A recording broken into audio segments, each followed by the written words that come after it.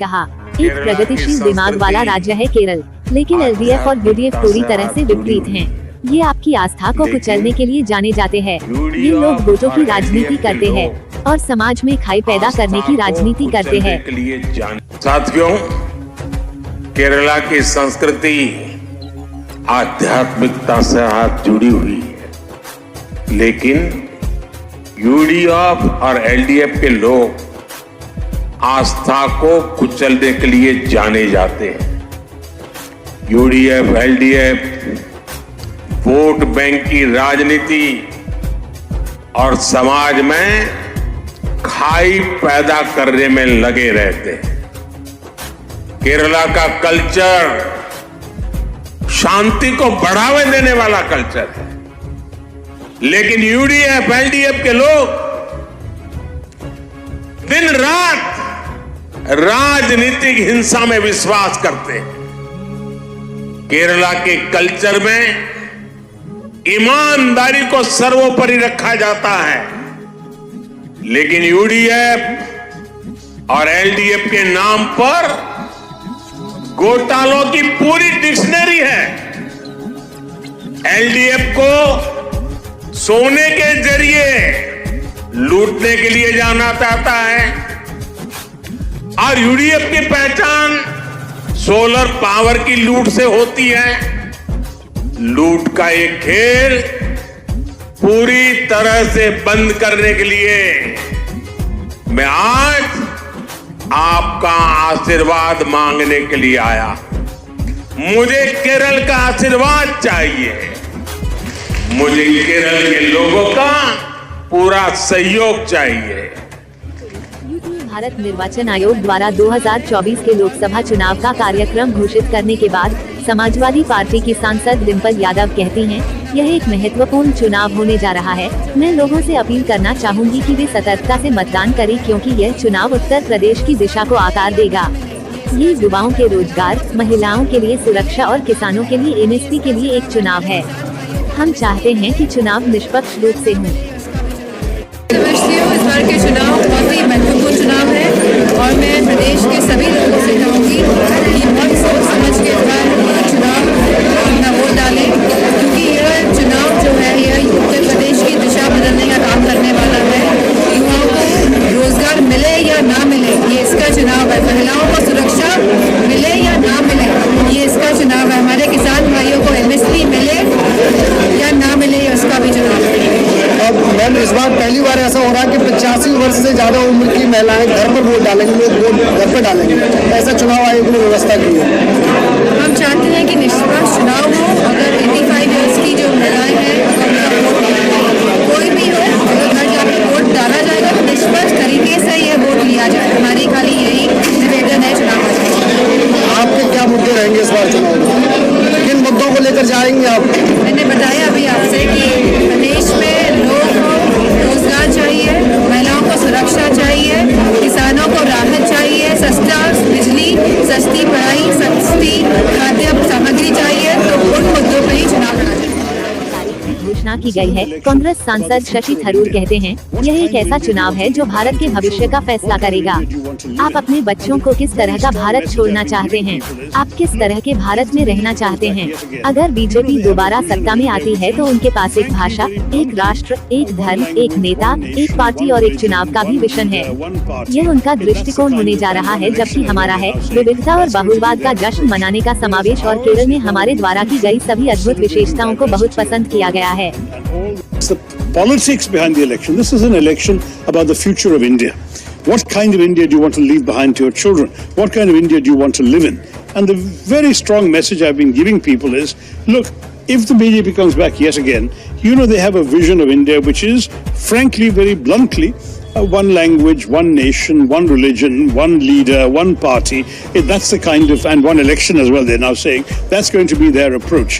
Whereas ours is one of inclusion, of celebrating diversity and pluralism and all the wonderful characteristics that we in Kerala have got used to and love so much. So to my view, people in Kerala will have to decide for themselves, who do they want to see running this India? And this is frankly the main question before the electorate all the time. And they know that I have been a voice for all these qualities of India's diversity and pluralism in Parliament and outside Parliament on national and international stages.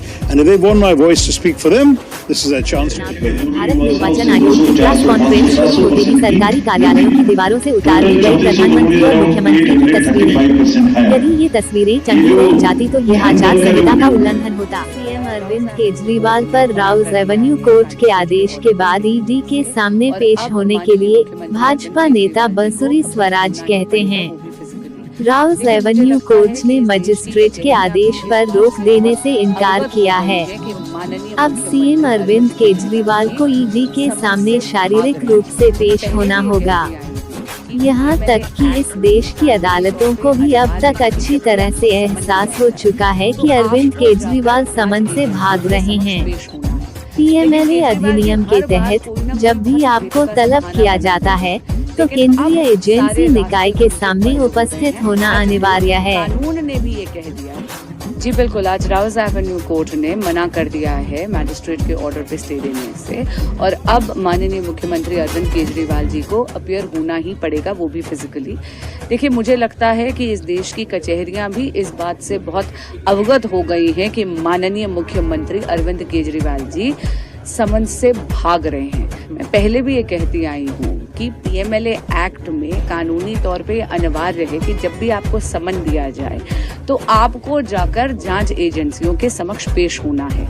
लेकिन केजरीवाल जी हर बार कोई ना कोई बहुत ही बेतुका सा बहाना बना देते हैं, लेकिन अब सारे रास्ते उनके बंद हो रहे हैं। आज तो कानून ने भी ये कह दिया, राउज एवेन्यू कोर्ट ने भी ये कह दिया कि नहीं, आपको अपीयर होना ही पड़ेगा और जाइए और कोर्ट के समक्ष पेश होइए। आप भी जानते हैं कि ये जो मुकदमा था ये ईडी को इसलिए फाइल करना पड़ा केजरीवाल जी के खिलाफ क्योंकि केजरीवाल जी 8 समन्स का निरादर कर चुके हैं।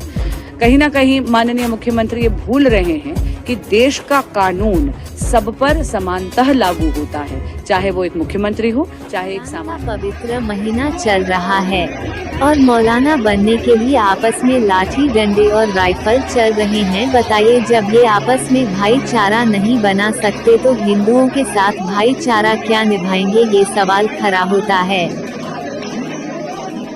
चुनाव आयुक्त राजीव कुमार कहते हैं, हम राष्ट्र को वास्तव में उत्सव लोकतांत्रिक वातावरण देने के लिए प्रतिबद्ध हैं। 17वीं लोकसभा का कार्यकाल 16 जून 2024 को समाप्त होने वाला है। आंध्र प्रदेश, ओडिशा, अरुणाचल प्रदेश और सिक्किम की विधानसभाओं की शर्तें भी जून 2024 में समाप्त होने वाली हैं। जम्मू कश्मीर में चुनाव होने वाले हैं। We are committed to give the nation a truly festive democratic environment. Friends, the term of 17th Lok Sabha is due to expire on 16th June 24. The term of legislative assemblies of Andhra Pradesh, Odisha, Arunachal, Sikkim are also due to expire in June 24. Jammu Kashmir assembly में भी चुनाव due हैं। We in the Commission understand with all humility at our command, that every election is a new test and failure is not an option. The entire election machinery across the world. We are committed to give the nation a truly festive democratic environment. Friends, the term of 17th Lok Sabha is due to expire on 16th June 24. The term of legislative assemblies of Andhra Pradesh, Odisha. योद्धाओं और भाजपा नेताओं के अथक प्रयासों के बाद YouTuber Nikhil Singh 21 वर्ष को रिलीज किया गया।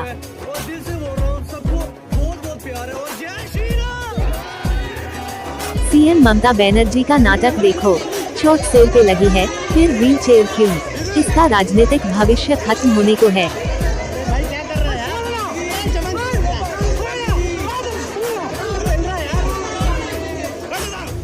अरविंद केजरीवाल 15,000 रुपए के जमानत बॉन्ड और 1 लाख रुपए के जमानत पर जमानत दिए जाने के बाद राउज एवेन्यू कोर्ट से रवाना हुए। दिल्ली आबकारी नीति मामले के संबंध में 2 ईडी शिकायतों के आधार पर अदालत द्वारा उन्हें जारी किए गए समन के बाद सीएम अदालत के सामने पेश हुए। पाए जाने वाली यह चिड़िया वर्ल्ड हेरिटेज मानी गई है। इसकी कीमत 25 लाख रुपए तय की गई है। एक बार में ये 25 करोड़ की आवाजें निकालने में माहिर है। इसका यह वीडियो शूट करने में 16 फोटोग्राफरों को 62 दिन लगे। आप भी आनंद लीजिए।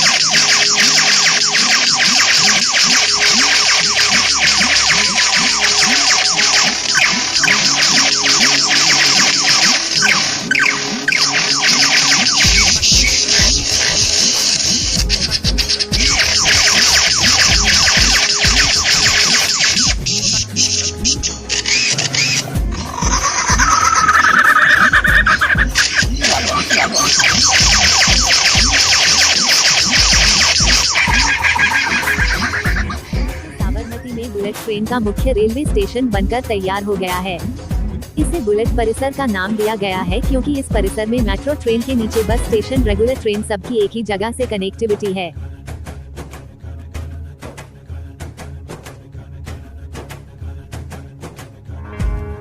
चुनाव के लिए भारत निर्वाचन आयोग की प्रेस कॉन्फ्रेंस शुरू होते ही सरकारी कार्यालयों की दीवारों से उतार दी गई प्रधानमंत्री और मुख्यमंत्री की तस्वीरें। यदि ये तस्वीरें टंगी रह जाती तो यह आचार संहिता का उल्लंघन होता। लाइक कीजिए, सब्सक्राइब, शेयर कीजिए और कमेंट कीजिए।